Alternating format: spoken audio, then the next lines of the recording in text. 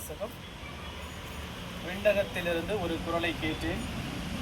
இது முதல் ஆண்டவரோடு இணைந்த நிலையில் இரு பிறப்போர் வேறு பெற்றோர் என எழுது என்று அது ஒலித்தது.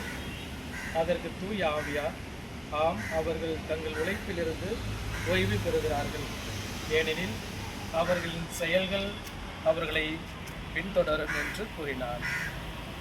இது ஆண்டவர் வழங்கும் நல்வாக்கு. இறைவனுக்கு நன்றி. நம்முடைய பதிலுரை. முடிவில்லா வாழ்வை அளித்தருளும் ஆண்டவரே, முடிவில்லா வாழ்வை அளித்தருளும் ஆண்டவரே. இறைவா, இறந்த எங்கள் பெற்றோர், சகோதர சகோதரிகள், மக்களுடைய ஆன்மாக்கள் உமது இரக்கத்தால் தங்கள் குற்றங்களுக்கான தண்டனையிலிருந்து விடுதலை அடைந்து விரைவில் உமது ஆறுதலை பெறுவார்களாக. முடிவில்லா வாழ்வை அளித்தருளும் ஆண்டவரே. இறைவா, இறந்து போன எங்கள் உற்றார் உறவினர்கள், நண்பர்களுடைய ஆன்மாக்களுக்கும் இரக்கம் காண்பித்து அவர்கள் உமது அரவணைப்பில் வந்து சேர்வார்களாக. இறைவா, இக்கல்லறையில் அடக்கம் செய்யப்பட்டுள்ள அருள் தந்தை பிரகாஷ் அவர்கள் ஆன்மா மீது இரக்கம் கொண்டு குறிப்பாக யாரும் நினையாத ஆன்மாக்கள் மீதும் உமது கருணை கண் காட்டியருளும். இதனால் யாவரும் உமது அன்பு முகத்தை காணும் பேறு பெறுவார்களாக.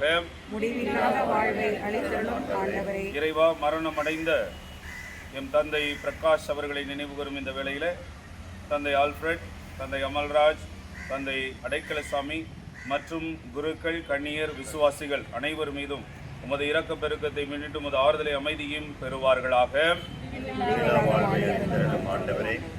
விண்ணுலகில் இருக்கிற எங்கள் தந்தையே,